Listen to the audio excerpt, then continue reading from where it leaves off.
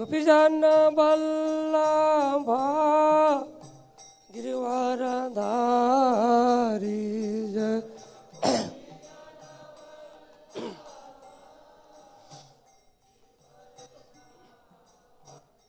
जय गोपीजन बल्लभा गिरिवरधारी। बोलिए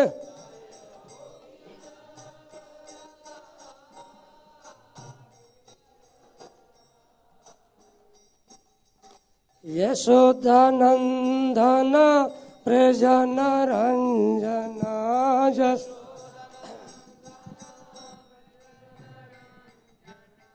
यशोदानंदन प्रजन रंजन जस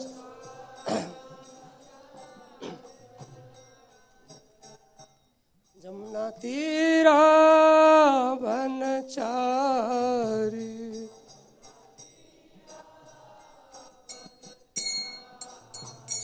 जमुना तीरा वनचारी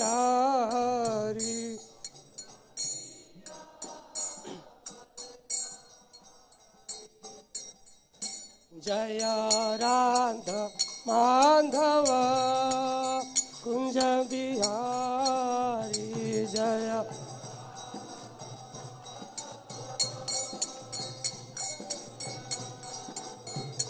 जय राधा माधव कुंज बिहारी जय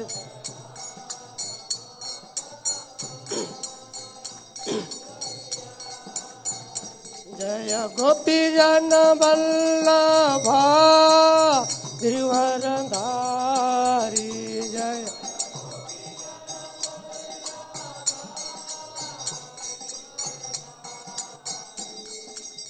यशोदानंदन ब्रज जन रंजन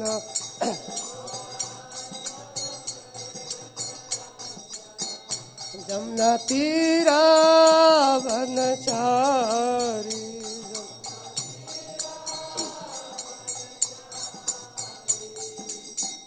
हरे कृष्ण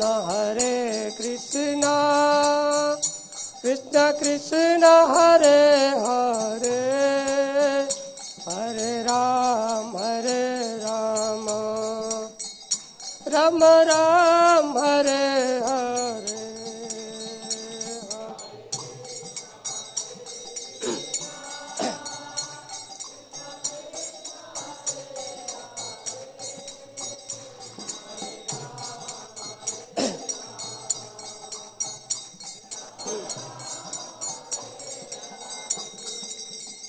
हरे कृष्ण कृष्ण कृष्ण हरे हरे हरे राम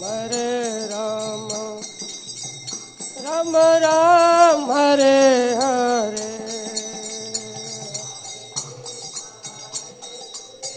हरि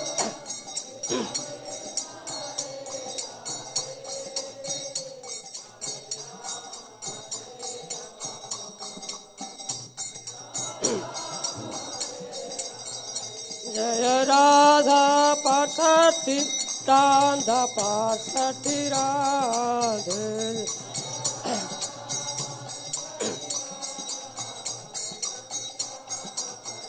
जय सीताराम लक्ष्मण हनुमान सीताराम लक्ष्मण हनुमान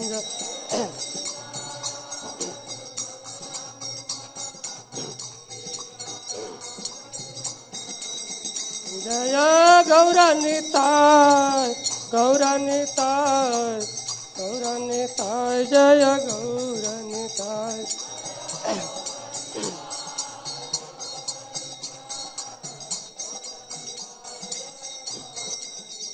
जय प्रहलाद सिंह जय प्रहलाद सिंह प्रहलाद सिंह जय प्रहलाद सिंह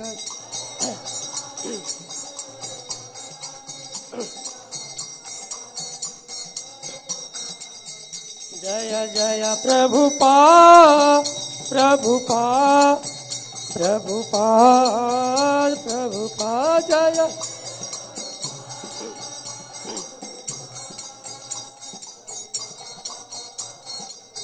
नित्य गौर हरि बोल, हरि बोल, हरि बोल, हरि बोल।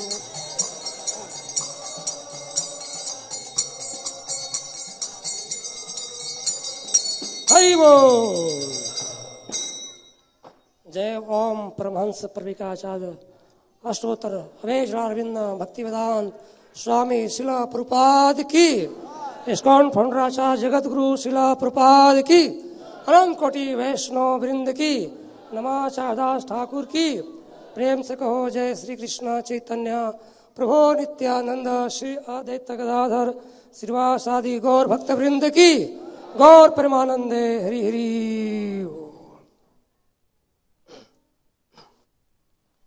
ओम अज्ञानतिमिरान्धस्य ज्ञानञ्जनशलाकया चक्षुरोन्मिलितं येन तस्मै श्रीगुरुवे नमो। महावदन्नाय कृष्णप्रेमप्रदायते कृष्ण कृष्ण चैतन्य गौरतसे नमः। वञ्चाकल्पतरुभ्यश्च कृपासिन्धुभ्येव च पतितानां पावनेभ्यो वैष्णवेभ्यो नमो नमः। जय श्री कृष्ण चैतन्य प्रभो नित्यानंद श्री अद्वैत गदाधर श्रीवासादि गौर भक्त वृंदा। हरे प्रेम से बोलिए कृष्णा कृष्णा हरे हरे, हरे राम हरे राम। हम सभी कर्मध होकर के सहृदय प्रभुपाद जी के प्रणति मंत्र बोलेंगे। नमः विष्णु पदाय कृष्ण प्रेष्ठाय भूतले श्रीमते भक्ति वेदांत स्वामीति नामिने। नमस्ते सरस्वती देवे गौरवाणी प्रचारिणे निर्विशेष शून्यवादी पश्चात देश तारिणे। जगत गुरु शिला प्रभुपाद की। आज बहुत ही महत्वपूर्ण दिन है वैष्णवों के लिए, सदाचारियों के लिए। क्या है? एकादशी। आज ये एकादशी है, इसमें सिर्फ एक कृष्ण और कुछ नहीं। ठीक है? कृष्ण को खाना है, कृष्ण को पीना है, कृष्ण के बारे में सोचना है, भूख मिटाना है। आज शर्तिला एकादशी है। शर्तिला एकादशी विशेष करके तिल पर आश्रित है। तिल एक सब जानते होंगे फल होता है या खाने का चीज होता है, तो उसका विशेष महत्व है आज के दिन, आज एकादशी का। उसके नाम पर एकादशी पड़ा है क्योंकि शर्तिला इसलिए पड़ा कि तिल को 6 गुण बताया गया है। तिल में शर्तिला 6 गुण से जुड़ा हुआ शर्तिला है। उसी के नाम पर आज एकादशी का नाम पड़ा है। सबसे पहला है कि तिल द्वारा स्नान करना। पानी में तिल को डालिए, स्नान कीजिए, तो बहुत बड़ा उत्तम माना गया है। तिल का उपटन लगाना, जैसे शरीर में लगाते हैं ना उपटन, शहरों में तो ज़्यादा पता नहीं, गाँव में पता है। उसको पीस करके उपटन लगाते हैं शरीर में। ठीक है? तिल की आहुति देना, जग कुंड में आहुति देना तिल का। और है पितरों को जल के द्वारा तर्पण करना तिल डाल करके। हम लोग देखे, हम किए हैं, इस तरह से होता है किसी के मरने के बाद में। और तिल दान करना सबसे उत्तम है, सब तिल दान कर सकते हैं फूड फॉर लाइफ के लिए। और तो छठा है तिल को भोजन करना और कराना। ये 6 गुण इसमें है तिल में, इसका नाम पड़ गया शर्तिला। और कई भी बहुत सारे गुण हैं जो कि हम लोग पद्म पुराण वगैरह में देखते हैं, महात्मा वगैरह। लेकिन हम लोग महात्मा के पीछे नहीं भागते हैं, कृष्ण के पीछे भागते हैं, इसलिए ज़्यादा ध्यान नहीं रखते हैं। एकादशी करने में ज़्यादा ध्यान रखते हैं। तो एकादशी का विशेष पवित्रता से पालन करना है हमारे को। हम जितना गंभीरता से, तीव्रता से एकादशी के आचरण पालन करेंगे, उतनी जल्दी कृष्ण पास आएंगे और कृष्ण का सानिध्य मिलेगा और भक्ति मिलेगा। और जो आज की एकादशी है माघ का, कृष्ण पक्ष की है, तो माघ भी ऐसे भी बहुत महत्व रखता है स्नान के लिए। ये कार्तिक से शुरू होता है। कार्तिक है, अगहन, पौष, माघ, फाल्गुन तक आएगा जब महाप्रभु अवतरित होंगे। तब से उत्सव ही उत्सव है, स्नान करने का, व्रत करने का, ये सब है। आज हम लोग प्राय एकादशी के दिन जो महाभागवत प्रभुपाद जी का लीलामृत का पाठ अध्ययन करते हैं, क्योंकि अगर अपने को सुरक्षित रखना है और भक्ति में शुद्धता बनाए रखना है तो महाभागवतों का वाचन करना, श्रवण करना सबसे उत्तम है। क्योंकि हम जब तक से प्रभुपाद जी को नहीं जानेंगे, प्रभुपाद लीलामृत को नहीं जानेंगे, चेतन लीलामृत को नहीं जान सकते हैं, उससे आगे भी तो आगे ही है। तो इसलिए हम लोग पूरे इस्कॉन में प्राय जो जितने भी प्रतिष्ठित और सुप्रसिद्ध मंदिर है, सभी जगह आज के दिन या तो प्रभुपाद जी का या जो प्रीवियस आचार्य हुए आचार्यों का हम लोग श्रवण कीर्तन करते हैं। तो आज हम लोग प्रभुपाद जी के लीला श्रवण करेंगे और विशेष करके अभी चल रहा है पुस्तक वितरण महोत्सव, तभी समरी में पहुंचने वाला है। मैंने अभी बस से 2 दिन बाद इसका हम लोग पूर्णाहुति करेंगे। इसे जो महाभारत चल रहा था हमारे युद्ध स्तर पर, हिजग्रेश मोहन प्रभु के प्रेरणा से, उनके अध्यक्षता में, तो हम लोग इसका भी लास्ट पाद पर पहुँचे हैं। कौन जीता कौन हारा अब निर्णय आने वाला है 15 तारीख को। तो प्रभुपाद के इसे लीलामृत में एक बड़ा अध्याय है, चैप्टर है पुस्तक का वितरण के बारे में। तो मैं इसमें पुस्तक वितरण के लिए देखा कुछ भक्तों का उद्गार है, वो पढ़ेंगे। उससे पहले हम ये बताना चाहते हैं कि पुस्तक वितरण आज का नहीं है, तो शुरू से ही है। जब चेतन महाप्रभु रायरामन से पूछे कि संसार में सबसे दुख की बात क्या है और सबसे सुख की बात क्या है, रायरामन बोले कि महाप्रभु सबसे दुख की बात तो यह है कि भक्तों से बिछुड़ जाना, भक्तों की संगति न मिलना, भक्तों से दूर रहना, इससे बड़ा दुख की बात कुछ नहीं है। और सबसे सुख की बात यह है कि भक्तों के सानिध्य मिलना, भक्तों के मध्य में रहना, सबसे सुख की बात है। उन्होंने बड़ा शॉर्ट में इसका उत्तर दिए। उसी प्रकरण में जो ये पुस्तक वितरण है हम लोग लोगों के पास पहुंचाते हैं, ये प्रभुपाद जी के सानिध्य देने के लिए।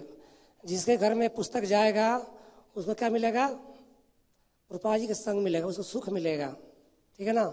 अगर हम पुस्तक नहीं पहुंचाते हैं प्रभुपाद जी के मध्य में, लोगों के मध्य में, तो फिर सुख से वंचित रहेंगे और उनका जीवन पूरा दुखमय रहेगा। तो इस महाप्रभु और आनंद के संबोधन से, वार्तालाप से एक संकेत, बहुत बड़ा संकेत मिलता है पुस्तक वितरण के लिए कि अगर सन्निधि देना है, वैष्णवों का संग देना है, प्रभुपाद जी का संग देना है, आचार्यों का संग देना है, तो पुस्तक पहुंचाना है। बहुत बड़ा संकेत है, पूरा जुड़ा हुआ है पुस्तक वितरण से, बड़ा परिकल्पना है। आगे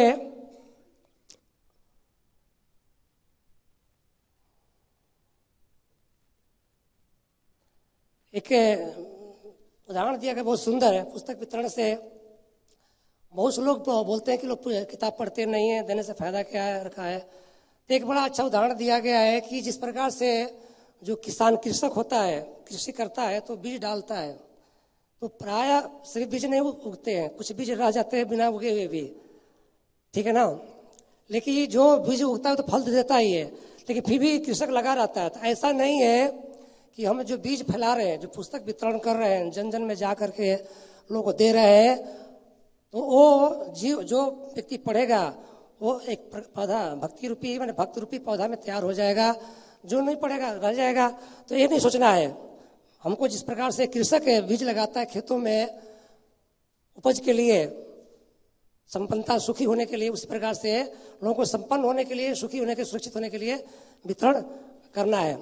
तीसरा आता है कि जब भगवान अंतर्धान होते हैं वृंदावन में श्रीमती राधा रानी से, तो राधा रानी बहुत ही विक्षिप्त होकर के भगवान को ढूंढती हैं, भागती हैं, ढूंढती हैं, कुंजों में जगह जगह ढूंढती हैं और तरह तरह के आलाप करती हैं, रोती हैं बहुत जोर से, हे कृष्ण कहाँ चले गए, कहाँ छोड़ के चले गए, तरह तरह के संकल्पना करती हैं और करते करते मूर्छित हो जाती हैं। तो भगवान प्रकट होते हैं, राधा रानी को उठाते हैं, मुस्कुराते हैं।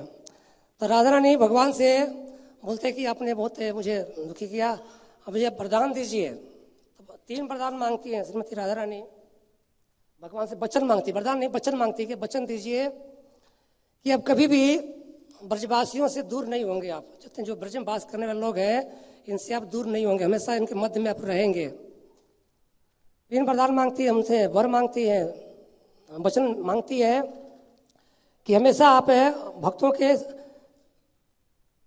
हमेशा आप भक्तों का आपका चरण का सानिध्य मिलता रहेगा, मिलता रहना चाहिए, जो कि जिस भक्तों का सबसे जीवन का एक आश्रय है, जो जीवन का सबसे सुख है वो आपका चरण है, हमेशा मिलते रहना चाहिए और अपने चरण कमलों से कभी आप दूर नहीं करेंगे। इस प्रकार से अगर इसको देखा जाए तो पुस्तक वितरण से अगर देखा जाए तो ये राधा रानी संबोधित करते हैं कि भगवान से जोड़ने के लिए एक पुस्तक ही है जो कि हर को दिया जाए कि जो भगवान से वंचित नहीं रह सकता है। राधा रानी प्रचार कर रही है, पुस्तक वितरण का प्रचार शुरू से। तो अगर हम सोचे कि हमको राधा भाव में रहना है, पुस्तक वितरण नहीं करना है, 1 to 1 नहीं जाना है, तो वो एक प्रकार के वो भ्रम मात्र है। अगर श्रीमती राधा रानी का भी कृष्ण से प्रेम का अनुभूति करना है तो उसमें भी पुस्तक वितरण है। इस प्रकार से कई और भी उपाख्यान है, इतना ही आज रहेगा। तो इस वक्त गंभीरता से पुस्तक वितरण करें तो हम सबसे भगवान के नियर और डियर है, सानिध्य में है। मैं जो आज वाचन करूंगा, वाचन की सेवा रहेगा। हम शुरू करना चाहते हैं कि प्रभुपाद जी के पत्र से, और मेन जो भक्तों का उद्गार है, जो उन्होंने अनुभव किया, अनुभूति किया अपने पुस्तक वितरण में, उसके हम बारे में चर्चा करेंगे। प्रभुपाद जी एक पत्र लिखते हैं,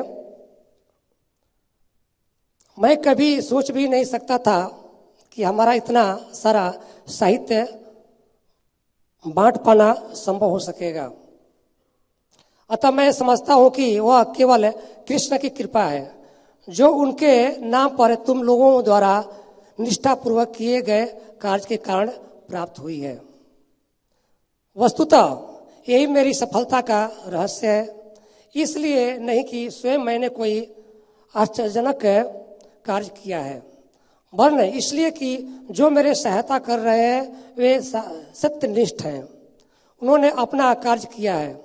यही सारे संसार में जहां अन्य लोग असफल रहे हैं, हमारी सफलता का कारण है। धूर्तता और झांसा पट्टी के इस युग में थोड़ी भी कर्तव्यनिष्ठ बहुत कठिन चीज है, किंतु मेरा सौभाग्य है कि कृष्ण ने तुम जैसे अच्छे बालकों और बालिकाओं को मेरे लिए भेज दिया है जो निष्ठापूर्वक कार्य कर रहे हैं। कृपया उन सब को मेरी आंतरिक सराहना पहुंचाना। प्रभुपाद जी बहुत ही गंभीरता से, आप देखें कई प्रसंग में प्रभुपाद जी कभी भी अपने भक्तों को निंदा नहीं सुनना चाहते हैं। कई लोग प्रभुपाद जी के पास आते शिकायत लेकर भक्तों को, तो प्रभुपाद जी को बाइकाट करते थे कि नहीं हमारे भक्त नहीं ऐसे हैं। जैसे एक बॉम्बे में थे सज्जन थे, तो प्रभुपाद जी के मॉर्निंग वॉक में हमेशा आया करते थे, मिस्टर पटेल से नाम था उनका डॉक्टर। तो उन्होंने बोला कि मैंने आपके भक्तों को मैंने 50 गद्दा ला के दिया था, मैट्रेस ला के दिया था, 50 से 40 हुआ, 40 से 20 हुआ, 20 से 10, अब तो एक भी दिखाई नहीं पड़ रहा है। तो प्रभुपाद जी बोले कि हमारे भक्त सब मुक्त है, आसक्त नहीं है, मैट्रेस में छुप के नहीं रहते, वो प्रचार सेवा करते हैं, मैट्रेस पीछे भागते नहीं है, मैट्रेस आते जाते रहता है। प्रभुपाद जी हमेशा डिफेंड करते हैं, छोटी वस्तुओं के लिए प्रभुपाद जी कभी भी भक्तों पर आक्षेप बर्दाश्त नहीं करते थे। तो यहाँ पर हम देखते हैं प्रभुपाद जी के लेटर में प्रदर्शित करता है कि प्रभुपाद जी सब कुछ प्रभुपाद जी का है, प्रभाव प्रभुपाद जी का है, विज्ञान प्रभुपाद जी का है, आविष्कार प्रभुपाद जी का है, फिर भी प्रभुपाद जी श्रेय किसको देते हैं? अपने भक्तों को देते हैं कि आप लोग निष्ठावान हो, श्रद्धालु हो, ईमानदार हो। इसे कलयुग में, कपट के समय में, छल के समय में, झांसा के समय में आप लोग ये सब नहीं अपनाया, निष्ठापूर्वक आप लोगों ने सेवा किया, ये सफलता आप लोगों के ही द्वारा मिला, मेरा इसमें कुछ भी नहीं है। ये प्रभुपाद जी कितना गंभीर नम्रता है। आगे भक्तों ने काफी अपना अनुभव शेयर किया है, तो मैं इसका वाचन करना चाहूंगा। एक भक्त है, दीक्षित नहीं है, उसमें दीक्षित नहीं थे, वो नया भक्त है। टॉम बाउंड्री बताओ ना, टॉम बाउंड्री।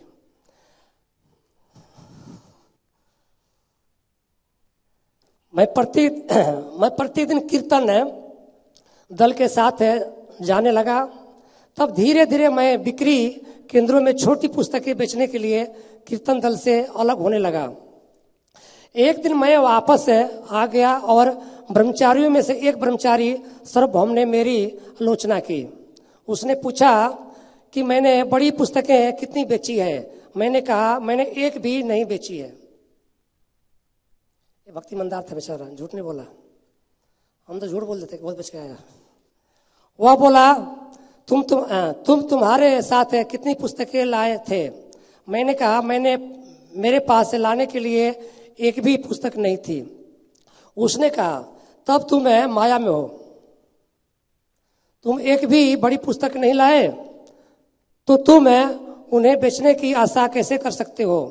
प्रभुपाद चाहते हैं कि ये बड़ी पुस्तकें बेची जाए। तो मैंने अपने मन में सोचा, हाय मैं जरूर माया में हूं।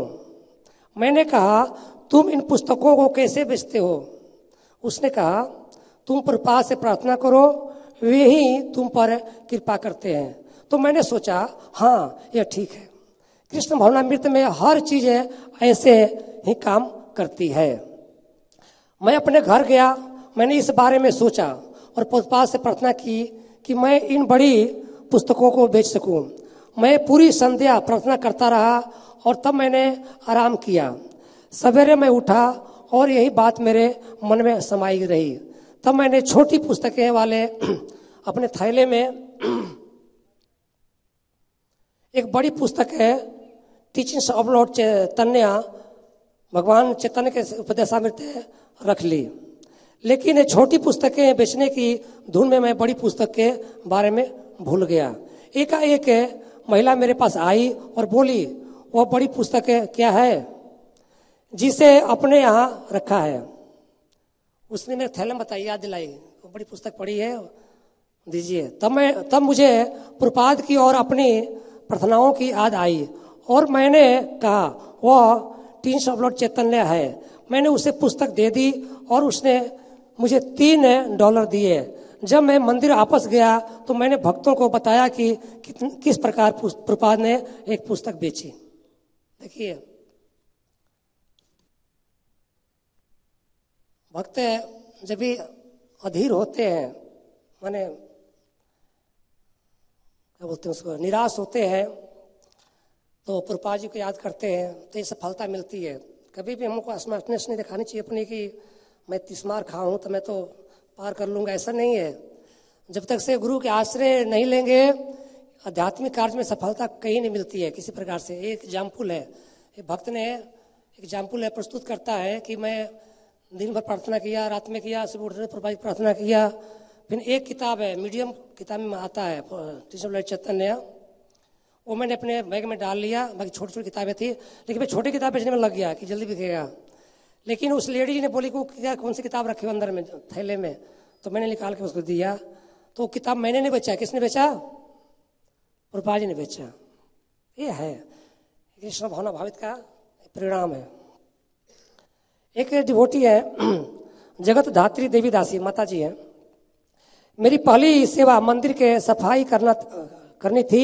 मैं पूरा मंदिर साफ करती थी। मैं खिड़की से बाहर उन लोगों को देखा करती जो संकीर्तन के लिए तैयार होकर गाड़ियों में चढ़ते थे और मैं सदा सोचती थी कि सचमुच ऐसा करना मुझे भी बहुत पसंद आएगा।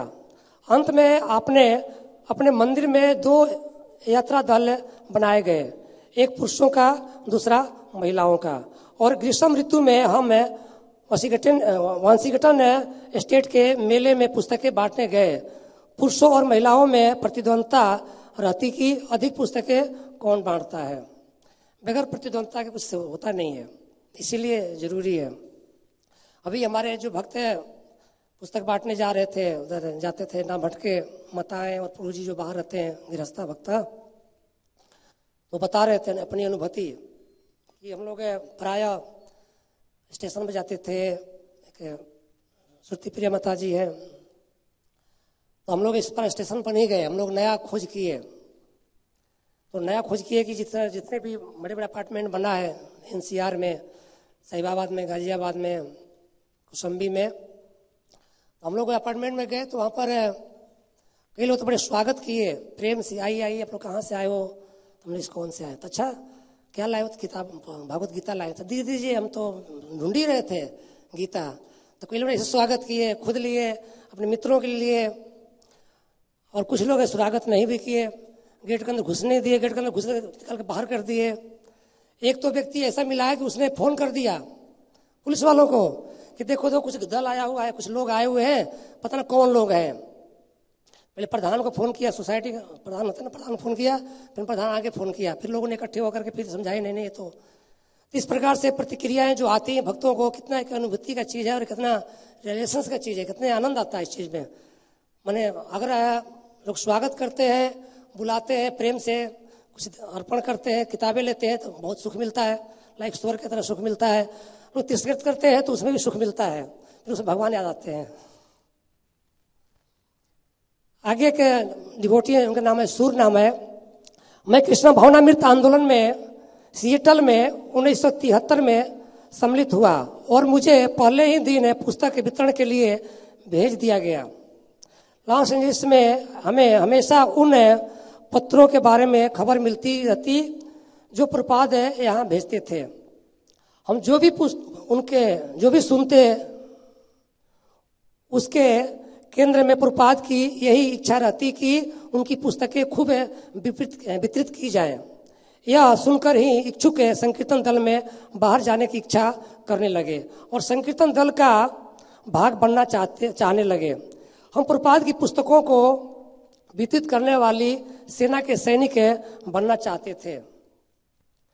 हम स्पोकेन मेले में गए और स्पोकेन मंदिर के अध्यक्ष ने प्रपाद को एक पत्र लिखकर उनसे आने की प्रार्थना की।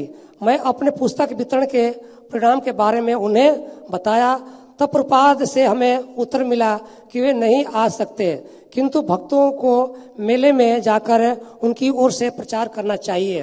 उन्होंने कहा, मेरे इस महान लक्ष्य को पूरा करो ताकि संयुक्त राज्य के प्रत्येक पुरुष और स्त्री के पास हमारी एक पुस्तक हो।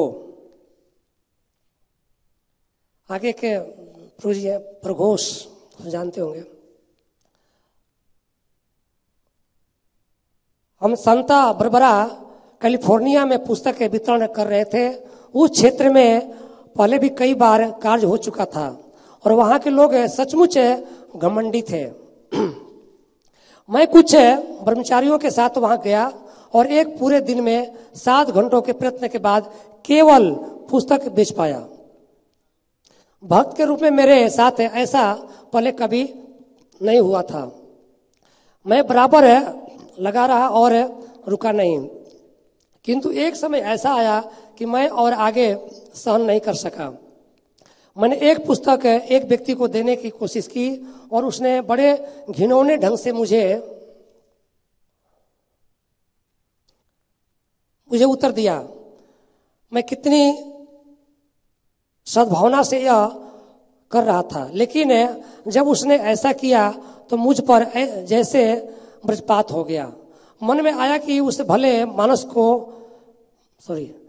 मन में आया कि उसे भले मानस को नाक पर एक घूसा मारूं। मुझ में भावना की बाढ़ आ गई और मेरे आंसू बहने लगे। सड़क के किनारे पड़े एक पुराने टेलीफोन के खंभे पर मैं बैठ गया और फूट फूट कर रोने लगा। अनुभूति होती है। जब हम संकीर्तन में थे तब प्रचार कर रहे थे खान मार्केट में और गाड़ी लगाए हुए थे। तो एक सरदार जी आए तो नशे में थे। शाम के टाइम था, करीब 7:30-8 बजे रात। नशे में थे वो, तो ऐसे उटपटांग बोलने लगे। तो मैं कुछ बोल दिया, मुझे गुस्सा आ गई, बोल दिया। तो दूसरे दिन सुबह सुबह मंदिर पहुंच गए। तो तो मंदिर पहुंच गए तो एक भक्त थे ब्रह्मचारी पुरुषोत्तम दास, उनसे आके मिले वो कि तुम्हारा एक वो था, वो उधर किताब बेच रहा था, मुझे मुझे ऐसे कुछ बोला, मैं ढूंढ रहा हूँ उसको। तो पुरुषोत्तम बोले कि वो तो ऐसा नहीं बोलेगा, कुछ बात हुआ होगा। तो मैं उस समय नहीं मिल पाया, तो रहा होगा। फिर चले गए तो उन्हें बताया कि वो सरदार जी आज ढूंढ रहा था। मैं बोला कि मुझे गुस्सा आ गया, बोल दिया उसको, दारू पिया हुआ था वो। तब यह भक्त मेरे पास आया और मुझे इस तरह बैठे पाया मानो मैंने संसार में अपना सबसे प्रिय मित्र खो दिया हो। उसने कहा, प्रभु मामला क्या है? जब प्रभु दुखी हो गए थे उस व्यक्ति से, तो खंभे के पास बैठे हुए थे, बड़े निराश थे, लगता पता ना क्या खो गया। तो एक डिवोटी आए, उन्होंने बोला, प्रभु मामला क्या है, क्यों ऐसे बैठे हो? मैंने कहा, मैं नहीं जानता कि मामला क्या है, बस मैं पुस्तक वितरण नहीं कर सकता। कोई भी व्यक्ति पुस्तक लेने को तैयार नहीं है। मैं यहाँ 7 घंटे से बैठा हूँ। क्या तुम जानते हो कि मैंने कितनी पुस्तकें बेची है? केवल 1 पुस्तक। तब वो बैठ गया, मुझे उपदेश दिया और मुझे फिर से स्वस्थ चित कर दिया। ये होता है जब भक्त बहुत उत्साहित होते हैं। कई बार हम लोग की सेवा में होता है तो बोले कि हमको ये करना नहीं है, बस हो गया, बहुत हो गया, बहुत बर्दाश्त कर लिया, अब नहीं करना है। तो दूसरा भक्त आता है, फिर समझाता है, तो फिर आदमी चेतना में आ जाता है। जब हम भी इस्कॉन में आए थे फुल टाइम में, तो 1 सप्ताह रहने के बाद में मैंने प्रेसिडेंट से बोला कि प्रभु जी घर में मुझे बहुत इमरजेंसी है, जाना पड़ेगा, मैं नहीं रह सकता। उसमें फ़ोन तो होते नहीं थे, कोई खबर लेके आया था। तो प्रेसिडेंट महोदय ने बड़े अच्छे थे, मुझे बैठाए 1 घंटा में समझाए कि नहीं आप कितनी अच्छी सेवा कर रहे हो, अच्छा है जीवन के लिए, ऐसे ऐसे। तो मैंने फिर समझ गया, वो दिन आज का दिन है, चला गया होता है। तो इस तरह से होता है, कई भक्त उत्साहित होता है तो उसको उत्साह बढ़ाना चाहिए, हम लोग उसको संलग्न करना चाहिए। एक माता जी है, इनका नाम है लौंग लातिका देवी दासी। ये अपना अनुभव शेयर करती हैं बहुत अच्छी तरह से। जब मैं पहले लॉस एंजलिस से आई तो श्रीमती ने मुझे बताया कि श्रील प्रभुपाद ने कहा था कि पूरा समय मंदिर में बिताना माया है। प्रभुपाद चाहते थे कि हम घर घर जाकर BTG पत्रिकाएं वितरित करें। मैंने अन्य भक्तों से सीखा कि पुस्तकें कैसे बांटी जाती है। बहुत ऐसे अनुभवी भक्त थे जो यह जानते थे, इसलिए मैंने उन्हीं का अनुसरण किया। वे जो करते और कहते थे वही मैं भी करती और कहती थी। इस तरह यह बहुत आसान हो गया। जब कोई व्यक्ति पुस्तक लेता था और अनुदान देता था तो मैं उसे भगवान चेतन का ही कार्य समझती थी। मैं समझ रही थी कि हर काम कृष्ण के आंतरिक शक्ति के अधीन हो रहा है। इतनी अच्छी अनुभूति है। ऐसे भी पुस्तक में बहुत अच्छी अनुभूति होती है कि हम कितने गहरे पानी में हैं, कितनी हमारे अंदर में शुद्धता है, वो समझ में आता है।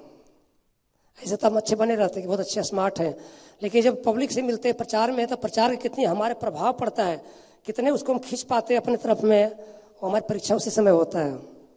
एक डिवोटी है त्रिपुरारी प्रभु, ये अपना अनुभव शेयर करते हैं। श्रील प्रभुपाद से मेरा साहचर्य न्यूनाधिक उनसे अलग रहने और क्षेत्र में कार्य करने का था, जबकि बहुत से पुराने शिष्यों में प्रभुपाद से व्यक्तिगत रूप में प्रशिक्षण पाया था। मुझे ऐसा कोई प्रशिक्षण नहीं मिला। मैंने प्रभुपाद से प्रशिक्षण अपने हृदय के अंदर अधिक पाया। मैं समझता हूँ यही हाल हमारे सभी पुस्तक वितरकों का है। प्रभुपाद के प्रति उनका भाव अत्यंत निकटता का है, किंतु उनसे उनका प्रत्यक्ष व्यक्तिगत संपर्क कभी नहीं हुआ।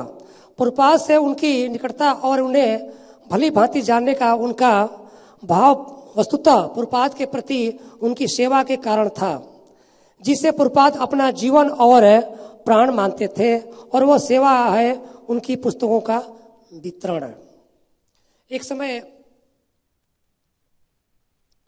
मैं पटना मंदिर में गए थे, तो वहाँ पर एक फ्रेंच के प्रभुपाद के शिष्य थे, तो पुस्तक में रखा हुआ था, उसमें स्टोर में रूम में, तो पानी घुस गया उसमें, और उसका जो चाबी वो प्रेसिडेंट के पास होते थे, किसी को देते नहीं थे, छोटा मंदिर था इसलिए।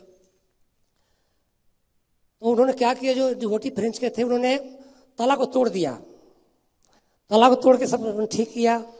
जब प्रेसिडेंट साहब आए तो बड़े उन पर लाल पीला होने लगे कि तुमने ऐसे कर दिया, वैसे कर दिया, खराब कर दिया, ताला क्यों तोड़ दिया। तो इसमें ये है कि मैंने जो निष्ठावान होते हैं पुरपा जी की पुस्तकों के प्रति, पुरपा जी के संपत्ति के प्रति, वो कुछ मर्यादा नहीं देखते हैं, उसे पार कर जाते हैं।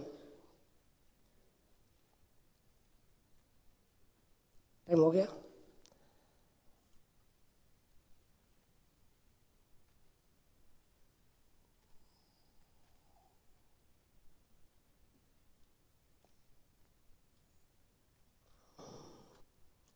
हाँ ठीक है, मैं एक इसको समराइज करना चाहता हूँ पुरपा जी के लेटर से ही।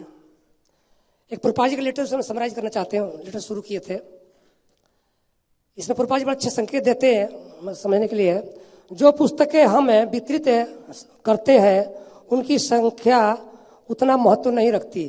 ध्यान से सुने, महत्व इस बात का है कि हम अपनी शक्ति भर कृष्ण की सेवा करें और फल के लिए उन पर निर्भर रहें, लेकिन इसे उस बिंदु तक नहीं ले जाना चाहिए कि हम कृष्ण भावना खो बैठे। कभी कभी होता है ना, स्पर्धा में बस सब मर्यादा पार कर जाते हैं। जब आप में ऐसी भावनाएं हो तो भूल से भी उन्हें ईर्ष्या न समझें, वरन उसे अपने अन्य गुरु भाइयों द्वारा की गई सेवा की अप्रत्यक्ष सराहना माने। यही आध्यात्मिकता है।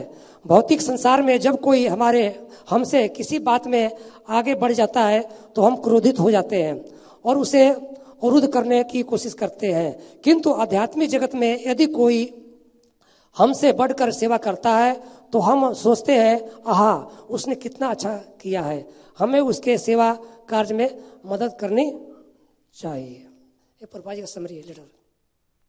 आज हमारे दिवंगत एस मोहनोपा जी के जो पिता श्री गोवर्धन प्रभु, जिनका प्रीवियस नाम गणपति प्रभु था, उनका आज तिरुभाव है। आज उनका पहली बरसी है। एक वर्ष पहले आज के दिन उन्होंने एकादशी के दिन देह त्यागे थे। तो ये हमारा सौभाग्य की बात है कि किसी दिवंगत वैष्णव का हमें याद करें, क्योंकि सब पहले पढ़े ना राय रामानंद का, कि वैष्णव का सानिध्य सबसे बड़ा सुख है, वैष्णव का विरह सबसे बड़ा दुख है।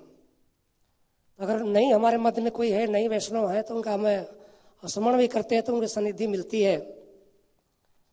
जब सबसे पहले मोहनोपा प्रभु इस्कॉन के संपर्क में आए थे, जुड़े थे, उस समय वर्किंग में वो बैंक मैनेजर थे, तो उस समय वो नहीं आए थे, लेकिन वो चाहते थे कि हमारे बच्चे कुछ उद्यम करें, कुछ नौकरी करें, मंदिर में न रहे, जब ये निष्ठा से रहे, सेवा किए।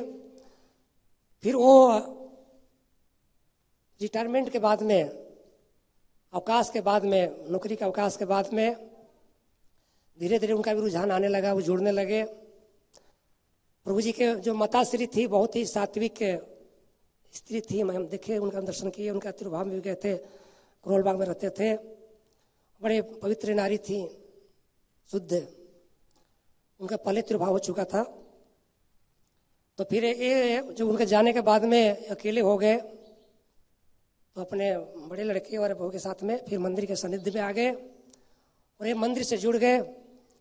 ये काफ़ी समय तक संकीर्तन का सेवा किए, संकीर्तन से पहले अकाउंट का सेवा किए, काफ़ी एक कुशल है, क्योंकि बैंक मैनेजर रह चुके थे तो इनको हर चीज़ का अनुभव था।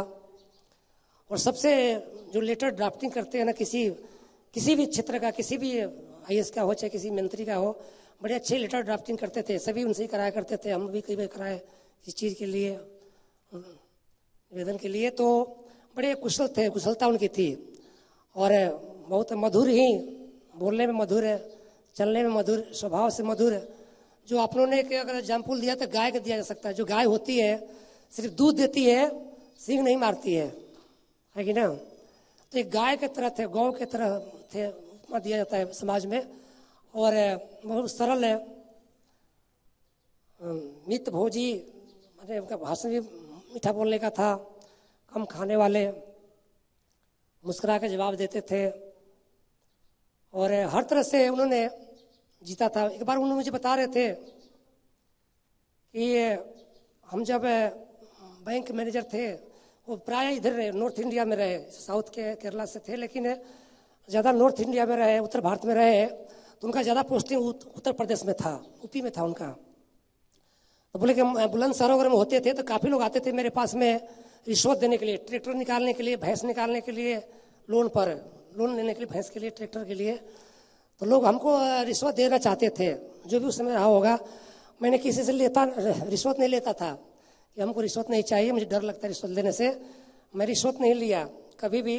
तो मैं उनको यही बोला कि देखो आपके इतनी बड़ी भगवान ने अनुकंपा किया, कृपा दिया कि आपके पुत्र भगवान के ब्रह्मचारी भक्त बने और आप सेवा उपरांत आप आकर के भगवान की सेवा में लगे, इससे बड़ा फल क्या मिल सकता है। आपने छोटा लिया होता, भैंस की रिश्वत है, ट्रैक्टर की रिश्वत है, तो एक फ्लेट बना लिए होते, कुछ और ले लिए होते, लेकिन वो छोड़ने के बाद में कितनी बड़ी भगवान ने उपहार दिया। तो जो भगवान उपहार दे सकते हैं वो कोई उसका तुलना नहीं कर सकता, नहीं दे सकता है। तो बड़ा प्रशंसनीय चीज़, एक अनुभव का चीज़ है उनसे शेयर करने का। तो क्योंकि हमसे काफ़ी उनकी अच्छी दोस्ती थी, अच्छी बातें करते रहते थे, अकाउंट से काम पड़ता था चाहे जैसे भी। तो इस प्रकार से उनका व्यक्तित्व था, बहुत ही मधुर थे।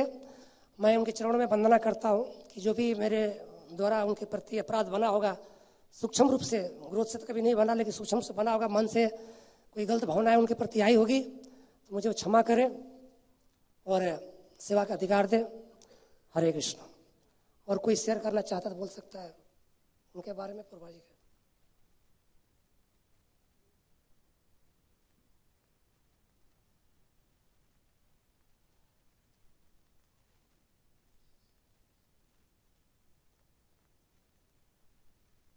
पति पुरुष के बारे में बोल सकते हैं, चाहे पूर्वा जी के बारे में।